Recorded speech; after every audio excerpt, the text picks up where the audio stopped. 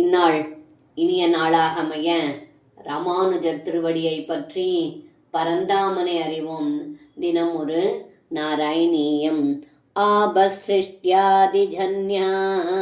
பிரதமமயி விபோ கர்ப்பதேசே ததுஸ்த்வாம் யத்ர த்வயேவ ஜீவா ஜலசயன ஹரே சங்கதா ஐக்கியமாபன் தஸ்யாஜஸ்ய பிரபோதே வினிகிதமபவத் பத்மமேகம் கினாபௌ திக்பத்ரம் யத்கிலாஹு கனகதரணிப்ருத் கன்னிகம் லோகரூபம். இந்த பாடலுக்கு அர்த்தம்: ஏ குருவாயூரப்பா, சிருஷ்டியின் ஆரம்பத்தில் தோன்றிய தண்ணீரானது தங்களை கர்ப்பத்தில் வைத்திருப்பது போல் தாங்கியது.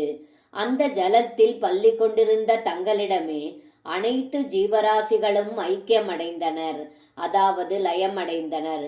பிறப்பற்றவராக தங்களுடைய நாபியில் இருந்து தாமரைப்பூ தோன்றியது.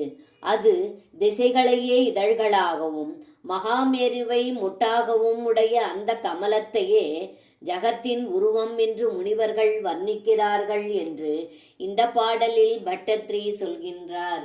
சர்வம் கிருஷ்ணார்ப்பணம். ஸ்ரீ குருவாயூரப்பன் திருவடிகளே சரணம்.